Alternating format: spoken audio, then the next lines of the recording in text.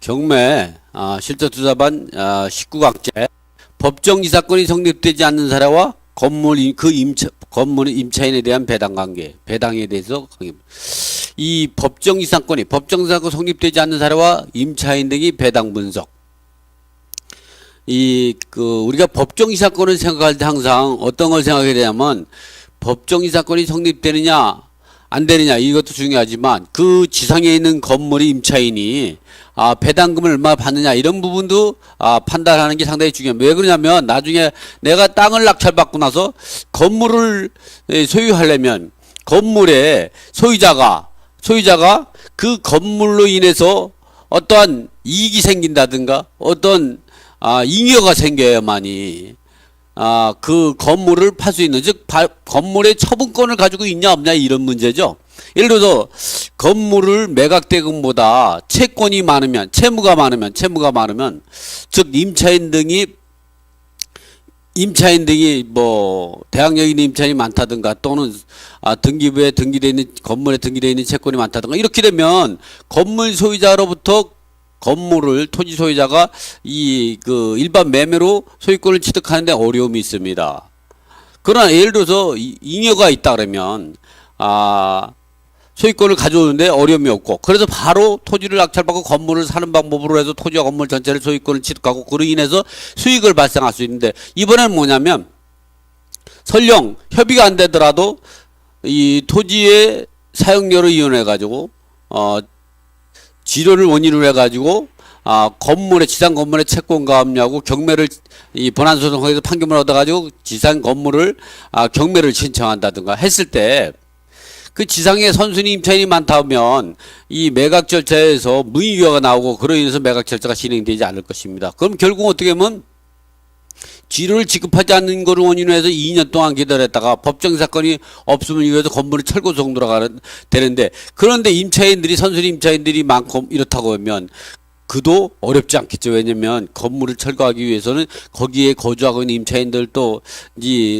백가트로 또 강제 집행해죠. 그럴 때는 건물 철거에 따른 퇴거 명령, 건물 철거소송과 토지인도 및 건물 철거소송과 임차인 등이 퇴거 명령 결정문도 같이 받아가지고, 먼저 퇴거 명령에 의한 결정문으로 해서 강제 집행을 먼저 하고, 그리고 건물을 철거해야 되니까 그것도 그래서 우리가 토지를 낙찰받을 때 아예 그런 일이 발생하면 그런 내용을 알고 하면 괜찮은 거죠. 모르고 했을 때 문제가 되는 거죠. 그걸 바로 그렇게 되면, 그래서 우리가 이렇게 이 법정 이사건이 성립이 안 되더라도 우리가 기본적으로 알고 있어야 될 것이 뭐냐면, 그래서 우리가 보면 토지 소유자가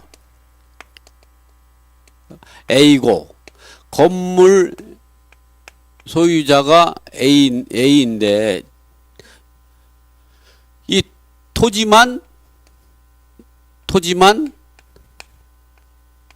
누가냐, 국민은행이 이제 근저당권에 의해서 경매가 이루어졌을 때, 그러면 누구냐면은 그 B가 낙찰받게 되면 그 지상 건물은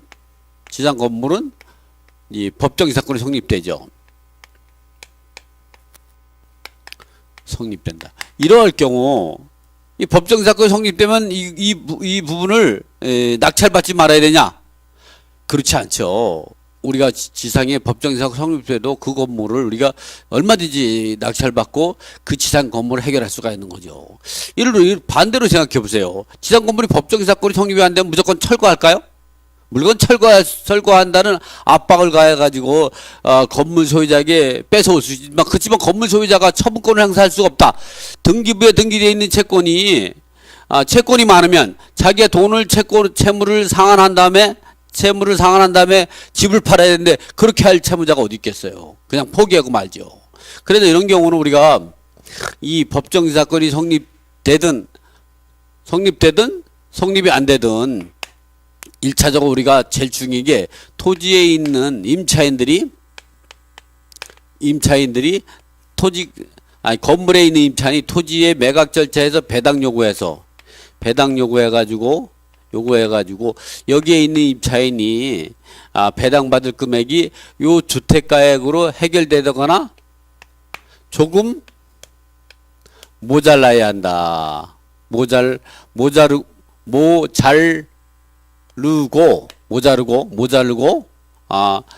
주택을 팔아가지고 충당하면 좋고, 충당을 못하더라도 조금 부족하더라도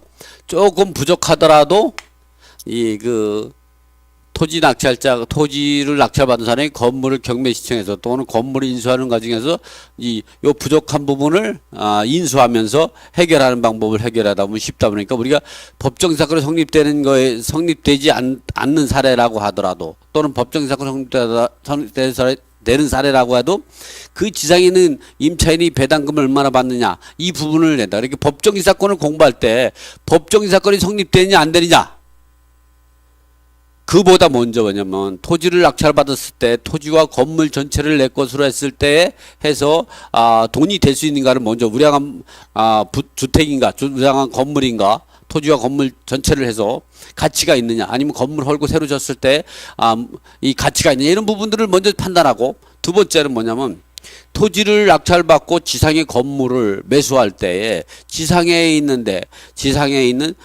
그 낙찰자 건물을 낙찰받을 때 인수할 권리가 없어야 된다. 없거나 아니면 적어야 된다. 또는 이 건물 소유자들이 거주하고 있어 가지고 건물 소유자가 얼마든지 자기가 자력을 행사할 수 있다.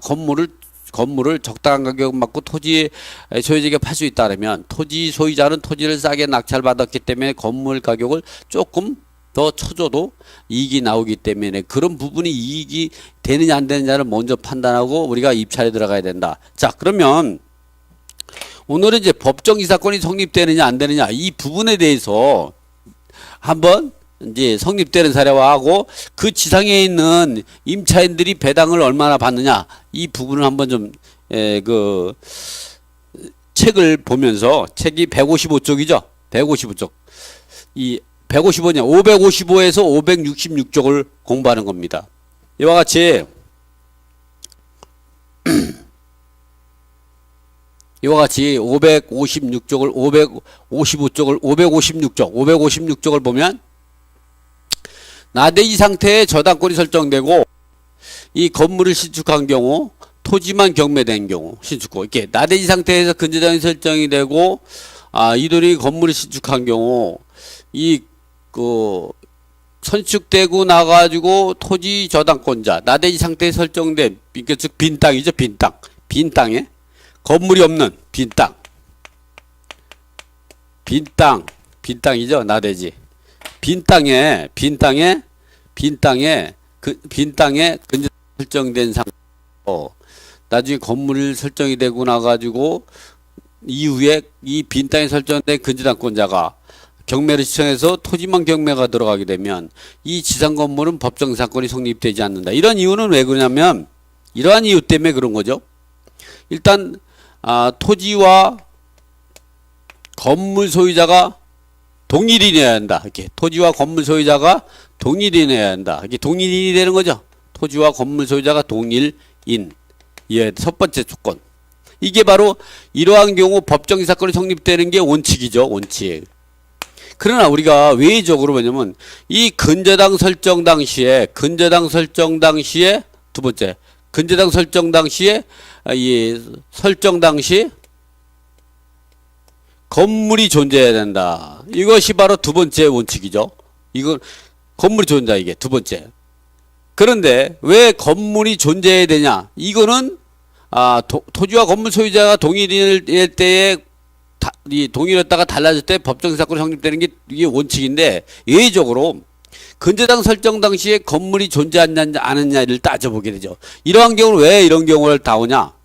근저당권자가 예측하지 못한 손실을 보지 않게 하기 위해서 외적으로 근저당권 설정 당시에 건물이 존재되느냐 안 되느냐까지 또 따져보는 거죠. 그래서 원칙은 뭐냐면 토지와 건물 소유자가 동일했다 달라졌을 때는 법정 사건이 성립하는 게 원칙인데, 예외적으로 이 근저당 설정 당시에 건물이 존재했냐 안 했냐를 따져보게 되는 거예요. 왜 그러냐면 건물이 존재하지 않았을 때 설정됐을 때에는 근저당권자가 법정 사건이 성립될 걸 갖다가 예측하지 못했죠. 그런 사람한테 근저당권자한테 예측하지 못했던 손실까지 보게 된다면 근저당권자가 예측하지 못한 손실을 보게 되므로 그런 걸 방지하기 위해서 그러한 경우 우리가 예측하지 못한 손실을 보지 않게 하기 위해서 법정이사건을 인정하지 않는 거죠. 그러나 근저당 설정 당시에 건물이 지어지는 걸 알고 있었다. 그 근저당 설정 당시에 건물은 안 됐지만 기초공사를 해서 근저당권자가 건물이 지어질 걸 갖다가 예측하에 따르면 그러한 경우까지 예측하지 못한 손실로 볼 수는 없는 거죠. 그런 경우는 나중에 이 근저당권자가 경매 넣어가지고 건물이 완성이 돼가지고 그 당시에 이제 법정사가 성립되는 것 갖다가 예측할 수 있었기 때문에 그런 데는 예측하지 못한 손실이 아니기 때문에 그런 경우는 법정상 인정한다. 그런 경우 어디 보냐. 기초공사만. 애가상 누가 받아도 그 땅에 건물이 지어지고 있는 상태를 알 수 있었다면 그 족하다는 거죠. 그래서 이런 경우는 예외적으로 이제 우리가 이제 그 건물이 존재한다. 그러나 이렇게 건물이 근저 설정 때 건물이 없을 때에는 법정사건이 성립이 안 된다. 이렇게 이해해 보시면 돼요. 이건 근저당권에 예측하지 못한 손실을 방지해 주기 위해서 법정사건을 인정하지 않는다. 이번엔 나대지 상태 근저당 설정이 되고 나서 근저당이 설정이 되고 나가지고 이도령이 이 당시에 근저당 설정 당시에는 빈 땅이었어요. 국민은행 근저당 설정 당시에.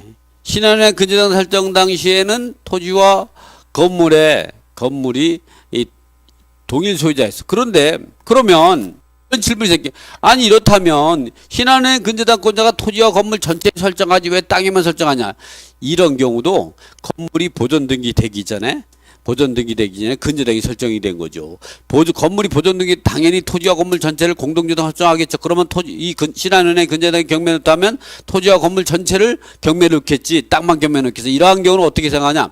이 건물이 완성돼서 보존등기 되지 않았지만 건물 형태를 이루어지거나 기초공사를 하고 있을 당시에 신한은행 설정에서 이러한 경우 법정 사건을 인정하더라도 신한은행이 예측하지 를 안 보게 되기 때문에 이러한 경우는 이제 요 신한은행을 기준으로 했을 때는 토지와 건물을 동일 소유자로 봐서 이러한 근저당권자가 경매를 할 때는 법정이사건이 성립된다.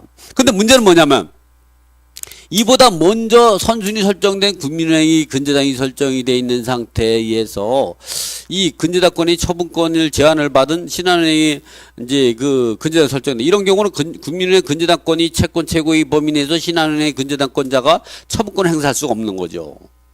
그래서 이게 먼저 설정됐을 때는 나대지라 법정사가 성립이 안 되는데 그 이후에 건물이 지어지고 나서 설정된 근저당권에 의해서 경매가 놓았다고 하더라도 이 선순위 근저당권자가 예측하지 못한 손실을 보지 않게 하기 위해서 이런 경우는 법정사건을 하지 않는다. 반대로요. 이번은 신한은 이도령 근저당권자 설정 당시에 토지와 건물이 동일 소유자였다가 그 이후에 변경이 돼가지고 토지에만 신한은행이 근저당이 되고 신한은행이 경매될 때는 이러한 경우는 법정사건을 인정하게 되죠. 왜 그러냐면 이 근저당권 설정 당시에 동일 소유자였죠. 이렇게 공동저당권일 때도 공동저당권 중에 어느 한쪽이 경매가 진행이 되거나 또는 그 후순위 채권자에 의해서 달라질 때 공동저당권 중에 일부가 경매가 되더라도 그 지상의 건물은 법정이사건이 성립된다. 왜 그러냐? 이 근저당권자는 또다시 건물을 경매를 신청할 수 있는 처분권을 그대로 가지고 있기 때문에 이러한 경우 법정이사건을 인정하더라도 근저당권자에게 그렇게 예측하지 못한 손실을 보지 않고 그다시 손해보는 것도 아니다. 그 이면에는 건물 소유자를 보호하고 건물 철거로 인한 사회적인 공익적인 비용을 줄이고자 하는 법적인 해석이 따르게 된다. 이렇게 이해하시면 돼요. 어쨌든 이번에는 법정사가 성립이 안 된다. 이번에는 뭐냐면 이렇게 나대지 상태에서 설정된 근저당권, 이게 나대지 상태에서 설정된 근저당권에 의해서 들어갈 때 그 이후 그리고 토지만 경매될 때 그 이후에 지상 건물에 입주한 임차인들이 토지 저당권자보다도 우선해서 이 근저당권 설정 당시에 소액 임차인에 소액 임차 보증금에 해당되는 임차인이라고 하더라도 이 소액 임차 보증금이 근저당권보다 최우선 면제를 먼저 이 배당받게 된다면 이 근저당권자는 건물이 없기 때문에 소액 임차인이 발생할 걸 생각하지 못하고 이 근저당권이 대출을 여력을 계산할 때에 이 최우선 면제를 공제하지 않고 근저당을 설정한 거죠. 이럴 때 그 이후에 건물이 지어지고 여기에서 최우선 변제권에 의해서 근저당보다 우선해서 최우선 토지 매각 때문에 받게 된다면 또다시 근저당권자가 예측하지 못한 손실을 보기 때문에 이렇게 나대지 상태에 설정된 근저당권에 대해서는 최우선 변제권이 이 근저당권보다 예상하지 못하죠. 그래서 이런 경우는 토지만 경매될 때는 토지가 1순위로 배당받고 2순위 배당 잔여금 그래서 지상에 있는 건물 임차인들이 토지 매각 대금에 대해서 최우선 변제금 2순위 그다음에 확정 일자 순위로 배당을 받게 된다. 이 경우도 마찬가지입니다.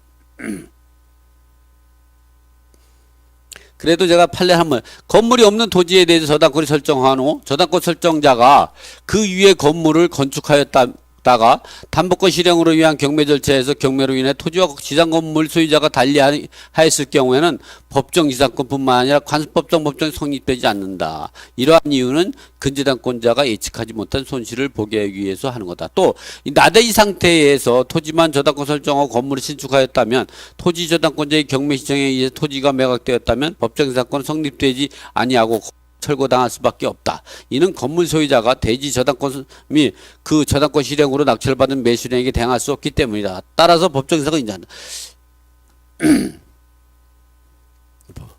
토지 저당권자가 토지 매각되면 1차적으로 우선 변제받고 다음에 또 건물이 임차인 역시 저당권자에게 대항할 수 없다. 여기서부터 좀 더 읽어봐 드리겠네. 따라서 법정 지상권도 성립이 안 되지만 성립되지 못하는 건물의 임차인 저당권자에게 대항할 수 없다. 그리고 신축된 건물의 임차인은 토지 저당권자에게 우선하여 토지 매각되면 소액보증 일정액을 우선에 변제받지 못한다. 저당권 설정 이후에 비로소 건물이 신축된 경우에까지 방법이 불완전한 소액 임차인에게 우선 변제권을 인정하게 된다면 저당권자가 예측하지 못한 손실을 입게 되는 지나치게 확대되어 부당함으로 이러한 경우에는 소액 임차인이 대지 환가 대금에서 우선 변제를 받을 수 없다고 봐야 한다. 대법 99-25532 이렇게 되는 거죠. 그러니까 정리해 보면 그런 거죠. 그런 게 왜냐면 나대지 상태에서 설정된 근저당권자는 당연히 건물이 없었기 때문에 법정 사건을 성립되고 예측하지 못하고 또 하나 건물이 없었기 때문에 소액 임차인이 발생한 것도 예측하지 못하고 그렇기 때문에 이 법정 사건도 인정 안 해야 되고 최우선 변제권도 근저당권을 우선하지 못하기 때문에 최우선 변제가 먼저 이제 배당 받고 나머지 금액에 대해서 지상에 있는 건물이 최우선 변제하고 확정일자 우선 변제 순위 배당을 받으면 된다 이렇게 되는 거예요. 이런 내용을 잘 알고 있어야 합니다. 토지의 저당권 설정 당시에 그 지상에 건물이 존재하는 경우 지금은 이제 법정지상권이 성립되지 않는 사례와 그 건물에 법정지상권이 성립되지 않는 건물에서 임차인에게 배당하는 방법에 대해서 강의하고 있어요. 이번 19강은 법정지상권이 성립되지 않는 사례와 그 법정지상권이 성립되지 않은 건물 임차인에 대한 배당에 관한 그 강의 내용이니까 여러분 강의 들으면서 이제 다른 생각하시면 안 돼요. 법정지상권이 성립되면 어떨까 안 될까. 지금 얘기하는 건 법정 성립 안 되는 걸 1시간 동안 이 강의를 하는 겁니다. 자, 이도령이 토지 소유자고 지상의 건물이 감가차이네요. 그러면 근저당 설정 당시에 토지와 건물 소유자가 다르죠. 이럴 때는 원칙적으로 법정지상권을 인정하지 않죠. 그래서 이 동일 소유자가 아닐 때에 설정된 근저당권은 이게 경매됐다면 성립되지 않아요. 이번에는 토지는 이도령이고 건물도 감가차이. 이럴 때 근저당 설정이 됐다가 이렇게 근저당 설정 당시에 국민의 근저당 1순위 근저당권자 설정 당시에는 토지와 건물 소유 다르다가 그 이후에 이도령이 건물까지 샀어요. 그래서 토지와 건물 소유자가 동일인이 됐죠. 그런 상태에서 춘향이가 토지만 가압류했어요. 그리고 춘향이가 토지만 강제 경매를 해서 토지만 이순신 장군님이 낙찰받았다 할 때는 이것은 법정사건 성립. 이 가압류 시점으로 봤을 때는 동일 소유자이지만 이보다 선순위로 처분권을 행사를 하고 있는 처분권을 가지고 있는 근저당권 기준을 이렇게 항상 법정 사건을 할 때 동일 소유자 여부는 말소 기준 권리를 가지고 등기부에 가장 먼저 등기된 채권 즉 말소 기준 권리를 기준으로 해서 동일 소유자 여부를 따져야지 후순위 경매를 신청한 후순위 채권자를 기준으로 해서 동일 소유를 따지면 안 된다. 그래서 이거를 기준으로 해야지, 이거를 기준으로 하면 동일 소유자 맞기 때문에 법정이 성립돼야죠. 아니다는 거예요. 이거를 기준으로 해야 된다.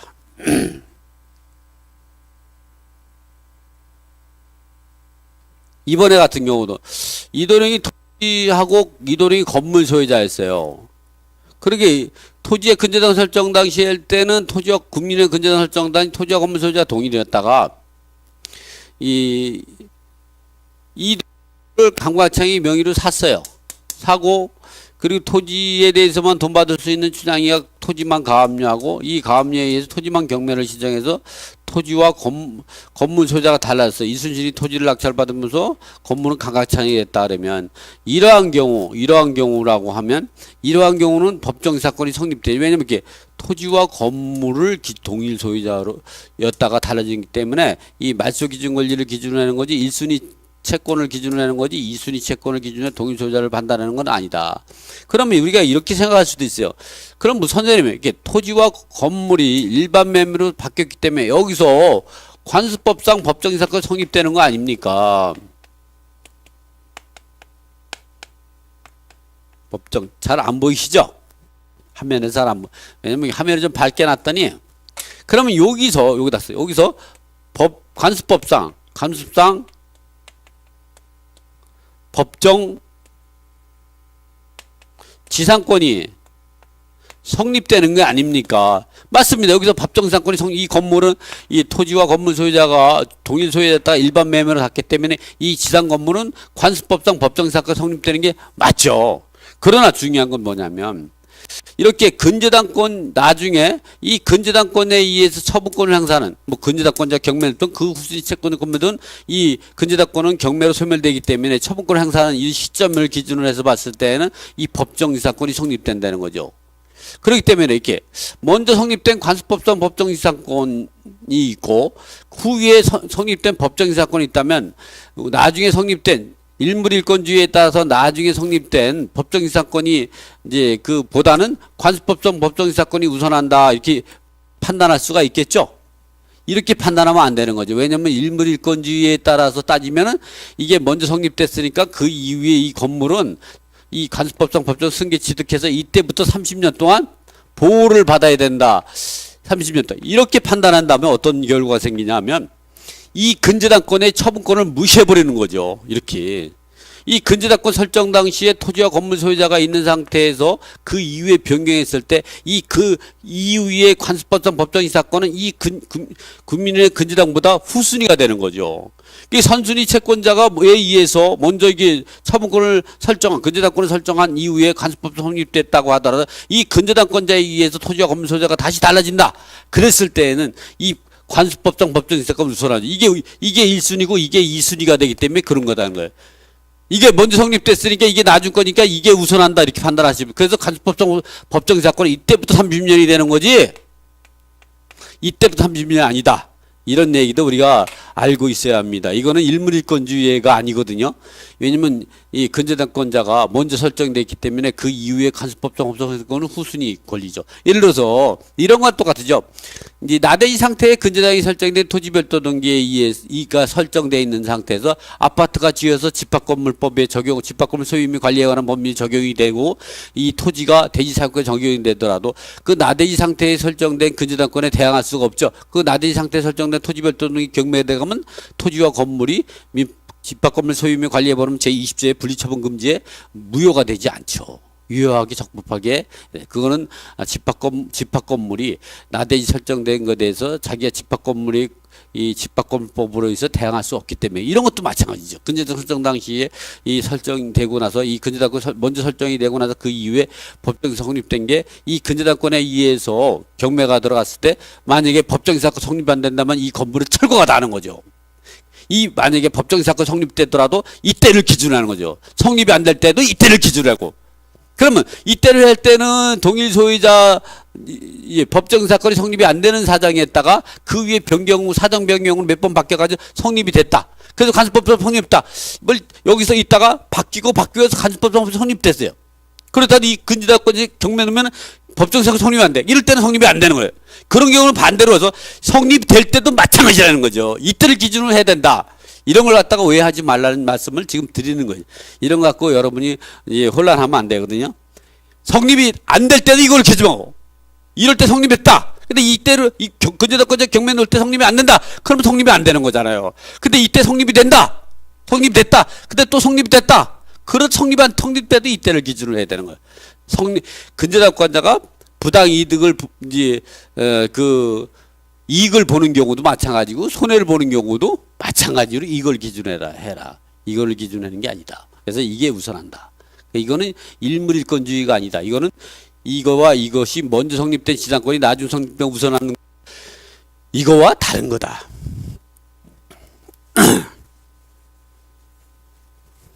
이런 거에 대해서 법정 사건에 대해서 이런 부분에 대해서 많이 혼란스럽고 여러분들이 이제 법정 사건을 갖고 이 어렵다 하는 거는 이런 부분에서 해석을 잘못해서 그런 거다. 그래서 김동희 선생이 이런 것도 명쾌하게 또 여러분한테 해결해 주잖아요. 여러분 이런 것들은 사실은 이렇게 확실하게 구분을 해 여러분이 실전 투자를 할 수 있는 겁니다. 그렇지 않고 어떻게 입찰을 들어갈 수 있겠어요.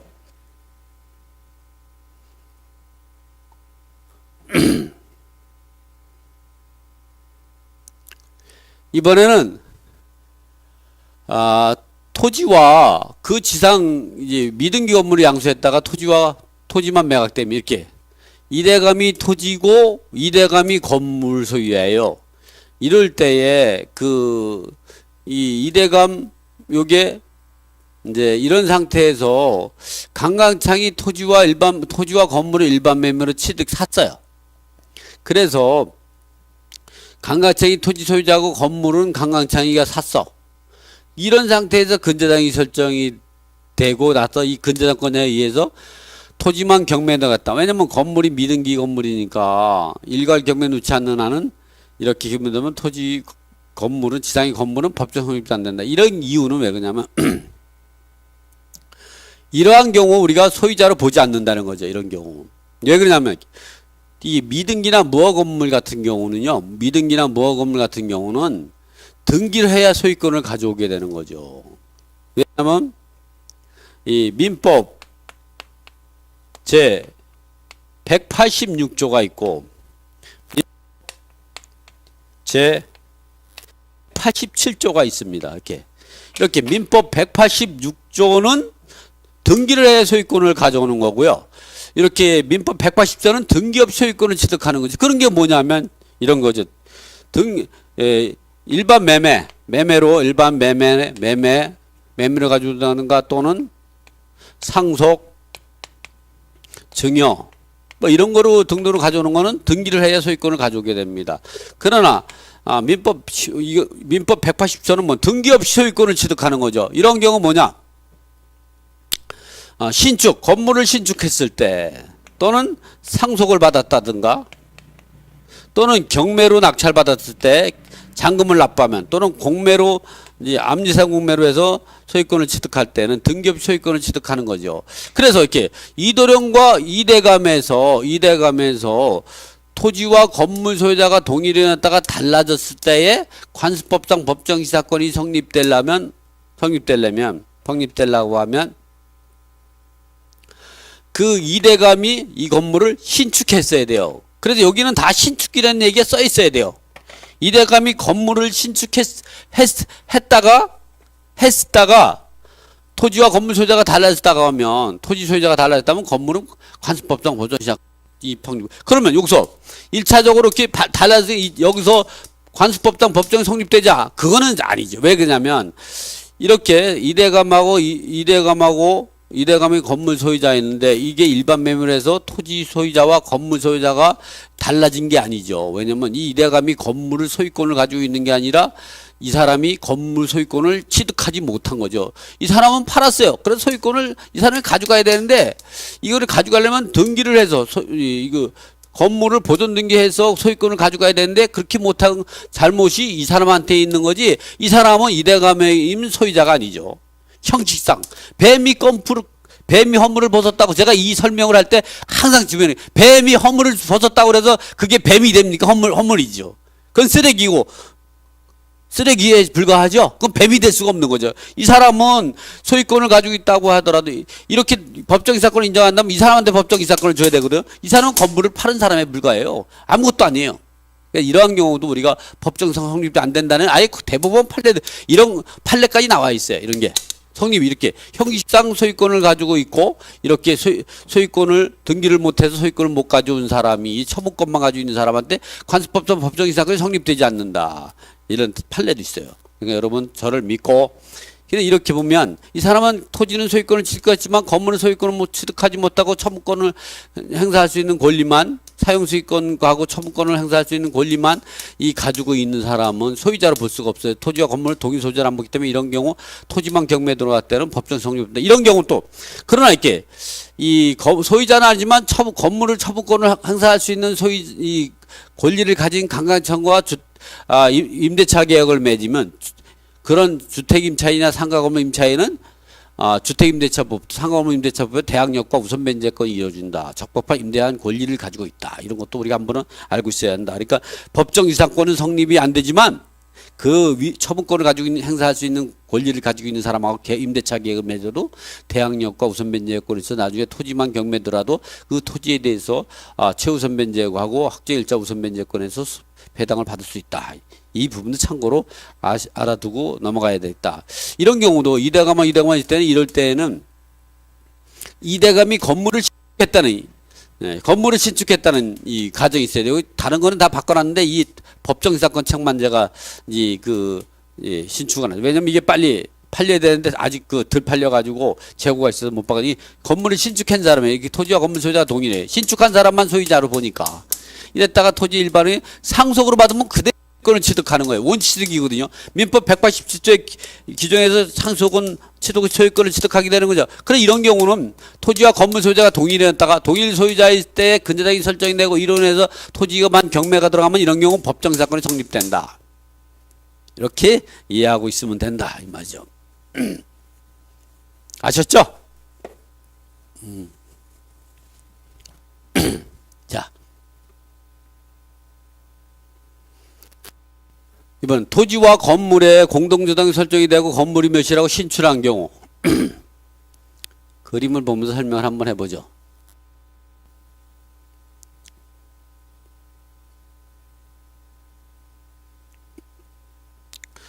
이 토지와 건물 소유자가 동일이네요.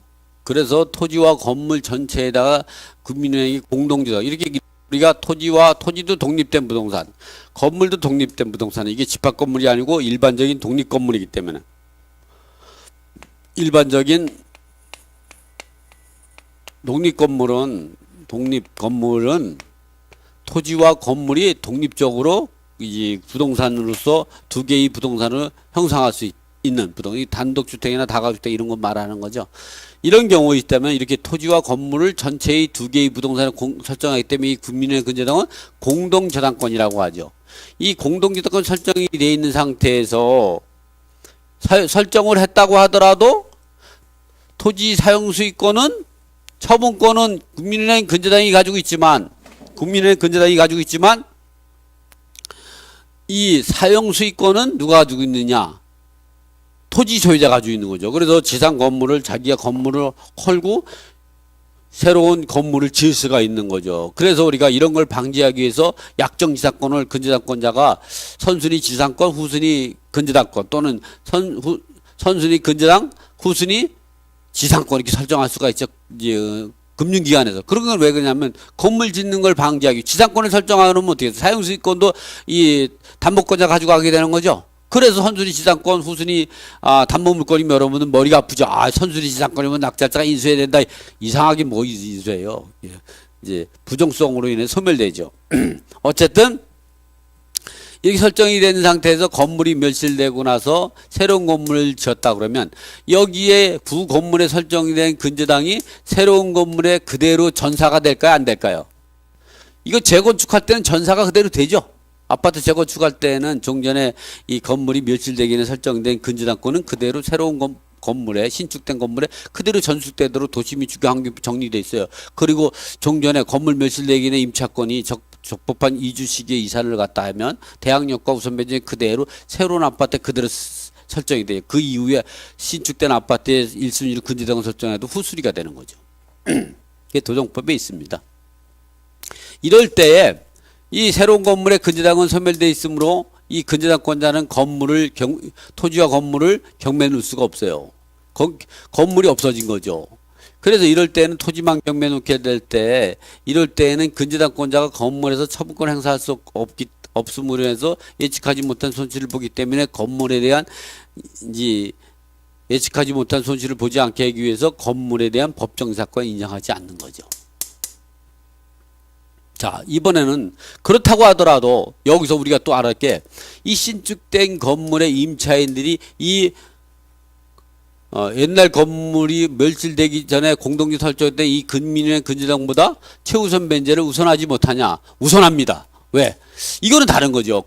이렇게 근저당권자가 건물에서 이제 그 저당권이 멸실됨으로 인해서 예측하지 못했던 손실을 건물을 처분권을 행사하지 못하는 것으로 인해서 새로운 건물에 대해 법정에서 인정하지 않는 거와 이 근저당권자가 건물이 존재함으로 인해서 최우선 변제권을 예측할 수 있었고 그만큼 대출 여력을 계산할 때 빼고 계산했기 때문에 이 사람들이 그 예측했던 손실을 볼 수 있도록 또 이 새로운 건물에 열악한 지위에 있는 임차인을 보호할 의무도 있고 그런 부분에 따라서 이 근저당권자가 예측했던 손실을 보도록 하기 위해서 새로운 건물의 임차인들이 최우선 변제를 근저당권이 설정 당시에 소액임차 보증금에 해당되는 금액에 해당된다면 최우선 변제를 이 근저당보다 우선해서 변제받는다. 그러더라도 국민의 근저당권자가 예측하지 못한 손실을 보지 않게 된다. 이런 내용을 우리가 알고 있어야 한다는 거죠. 자.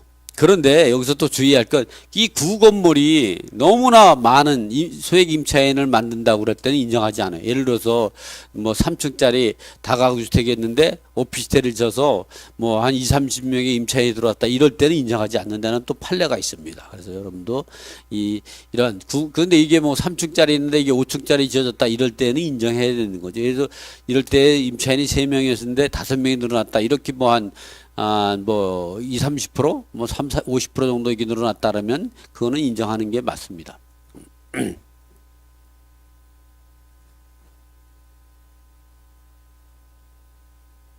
이번에는 토지와 건물의 근저당 설정하고 건물이 멸실되고 나서 토지와 건물 소유자가 동일인이 돼버렸죠. 이런 상태에서 토지와 건물을 일괄 경매에 놓게 되면 토지와 건물을 이제 이렇게 일괄 경매에 넣을 수가 있습니다. 토지구의 근저당 설정하고 건물이 멸실됐다고 하더라도 새로운 건물이 토지와 건물 소유자가 동일이 됐다면 이렇게 지상에 있는 건물을 제시의 건물 부합물로 해가지고 일괄 경매에 넣을 수가 이렇게 경매에 넣었다면 그래서 이수질이 토지와 건물 전체를 낙찰받았다면 이러한 경우는 토지와 건물 소유자 동일이기 때문에 법적 이사건을 논할 의미는 없지만 그냥 법률적으로 해석한다면 법적 성립이 안 되는 거죠.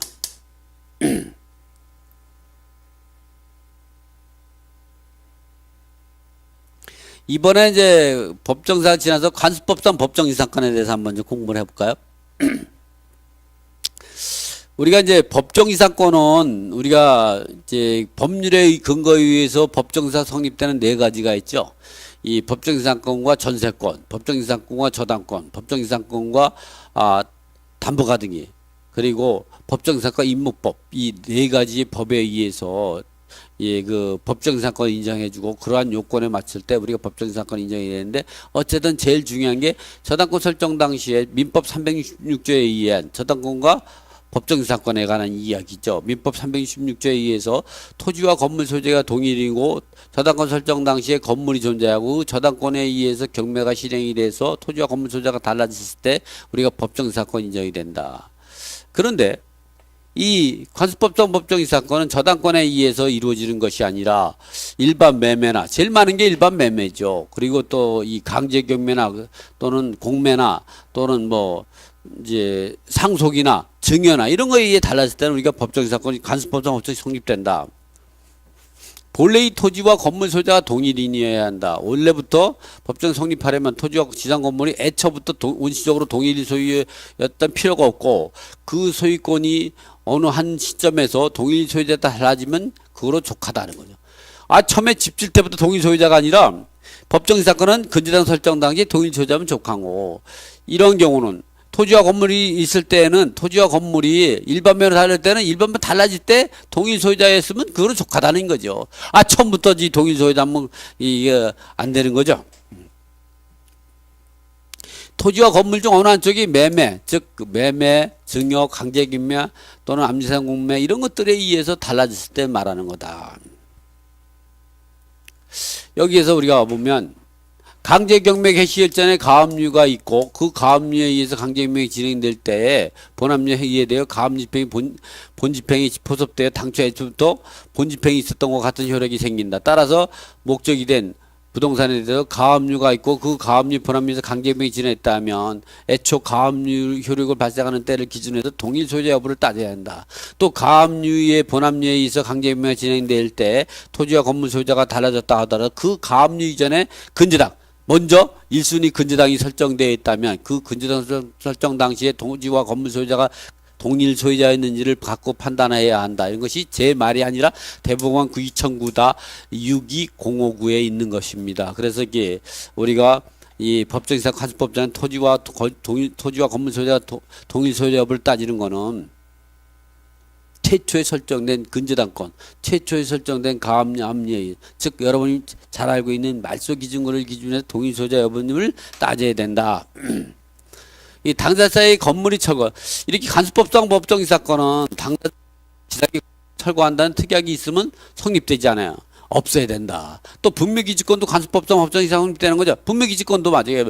임야를 팔 때 분묘를 철거한다는 특약이 있다 하면 그거는 분묘기지 성립이 안 되는 거죠.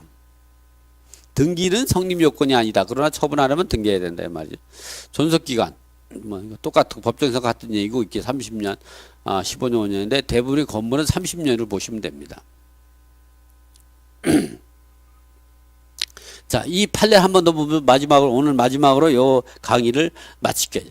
이 갑 근저당권이 있고 을 가압류가 있고 을 강제경매 준했다. 이게 저번에 근저당이 설정이 되고 나서 이 가압류에 있고 그다음에 가압류가 본압류에서 강제경매를 진행했다.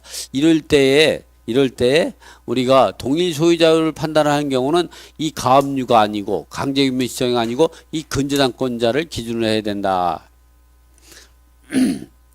이 대법 2010-52140 판결을 보면 이렇게 가압류가 있고 그 가압류의 본집행으로 강제경매가 진행된 경우에는 애초 가압류가 효력을 발생할 때를 기준으로 토지와 그 지상 건물을 동일 소유자에 속하였는지 여부를 판단해야 한다. 이 부분이 이게 대법원 판례를 만든 그 사건이거든요.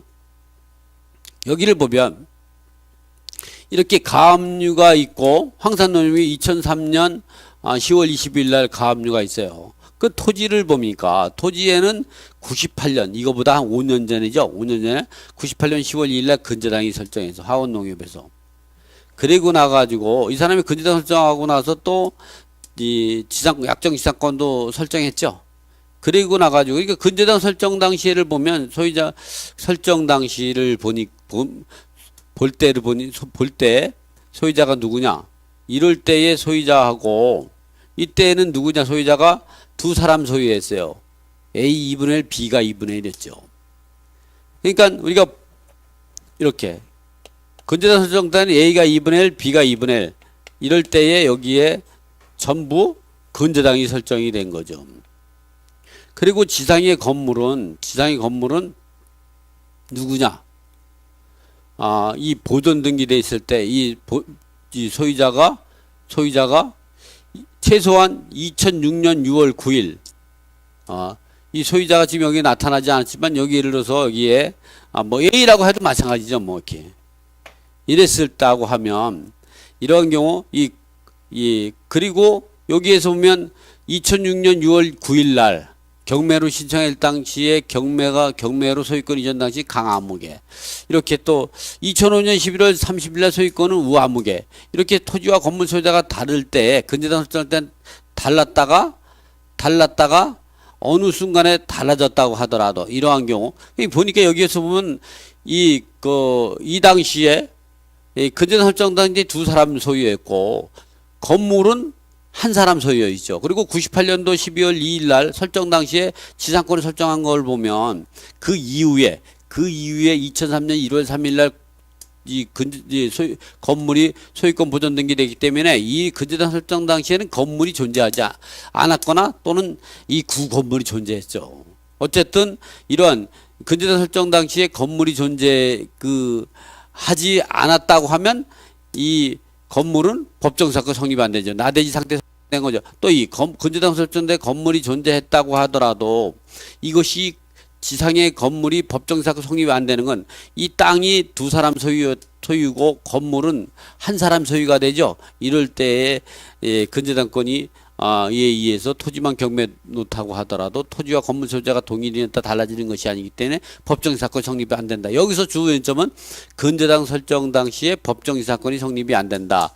나대지 상태에서 성립이 안 되기 때문에 그 이후에 건물을 한 5년 후에 건물을 짓고 거기에 의해서 채권 가압류한 이 가압류권자에 의해서 이 건물이 경매가 진행이 됐다고 하더라도 이 건물은 법정 이사건을 인정하지 않는다. 이렇게 그래서 우리가 이 토지와 건물 소유자가 이제 처음에는 동일 소유자였다가 그 이후에 채권에 의해서 토지와 건물 소유자가 달라졌다.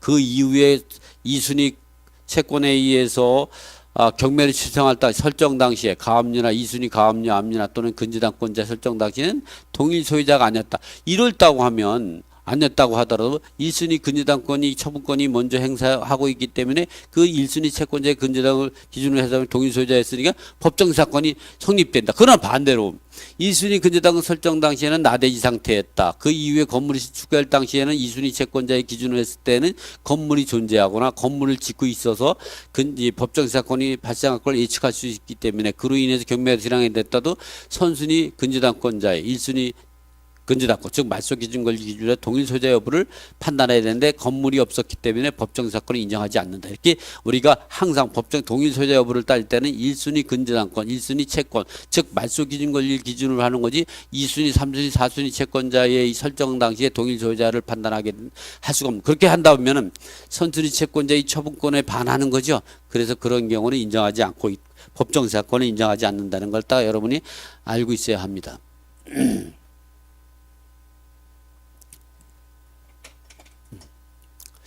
앞서 살펴본 기초와 관계에 따라서 이 사건 강제경매 결정 이전에 황산농협이 조합이 가압류가 있고 그 이후에 보람류에 이행돼 있어 위 경매 절차로 매수인이 강수법 취득하였는지를 문제에 있어서 피고가 그 매각되고 완납한 2006년 6월 9일이 아니라 위 가압류 효력이 발생한 2003년 10월 20일 기준으로 이 사건 토지와 지상 건물이 동일 여부를 속하였는지를 판단한다. 따라서 가압류 효력을 발생한 2003년 10월 20일 기준으로 판단하면 동일 소유자 요건을 갖추지 못했으므로 이 건물은 간수법정 법정 성립되지 않는다. 그런데 이 사건의 건물이 강제경매로 건물을 인수한 법정 이 사건이 성립한다고 판단한 것에는 간수법정 법정 법리를 오해한 판결이 있다. 미친다. 왜냐하면 이 2심에서는 이 가압류를 기준으로 해서 동일 소유자 염려를 갖고 판단해야 된다. 그래서 사건이 성립이 안 된다. 이 얘기를 판단했는데 이 대법원에서 어떻게 했냐면 이런 걸 지적해 준 거죠. 모두 같은 맥락이지만 이 가압류 이전에 저당권이 있었다면 그 저당권을 기준으로 판단해야 된다.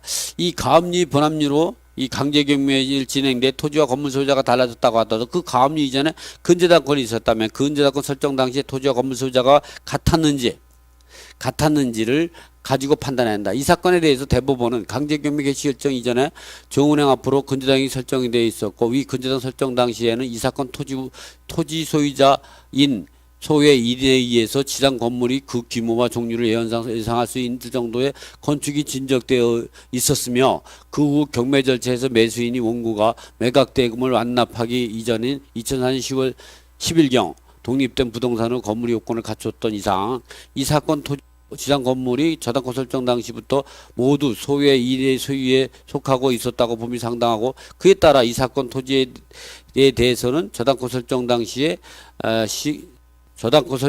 시행 중이던 신축 공사의 완료로 인해서 건축된 이 사건 시입 내지 건물을 위한 간수법상 호소 성립되므로 이 사건 10월 10, 12, 13 건물에 관해서는 매각대금 완납 당시 각 건물 소유자인 소유의 간수법상 호소를 취득하는 한편 이 사건 10일 건물에 대해서는 매각도 완납 당시에 위 건물에 대해서 실제 관계가 부합하는 유효한 소유권 등기를 격려한 하고 있던 피고 3회에 의해서 간수법상 취득한다고 봄이 상당하다. 이 말이 제가 이제 보면 이 내용은 그런 거네요. 어떻게 되면 가압류 시점에서 판단할 때 여기서 보니까 이 근저당 설정 당시에 소유권 보존 등기는 이렇게 5년 뒤에 했지만 이 근저당 설정 당시에 이 건물이 계속 지어지고 있었네요. 아우 징그럽게 몇 년을 졌네요. 이 당시에 토지와 건물이 동일 소유자인 상태에서 건물이 계속 지어지고 있었던 거. 근저당 설정 당시에 그런 상태인데 이 가압류를 기준으로 했을 때 가압류 2003년 10월 20일하고 2003년 10월 20일 요 때를 기준으로 했을 때 보면은 토지와 건물 소유자가 다르기 때문에 법정 사건이 인정이 되지 않는데 이 근저당 설정되기 때는 토지와 건물, 지상 건물이 동일 소유자가 있고 이 동일 소유자 건물을 짓고 있고 있었던 그런 상황이라 이러한 경우는 법정 사건을 인정해야 된다. 어쨌든 기본적으로 말하면 그런 거죠. 여러분 생각할 때 말소 기준 권리를 기준으로 동일 소유자였냐 없냐 이걸 갖고 따지면 됩니다. 자, 이렇게 판단하시면 되기 때문에 오늘 19강은 이렇게 마치겠습니다. 수고하셨습니다.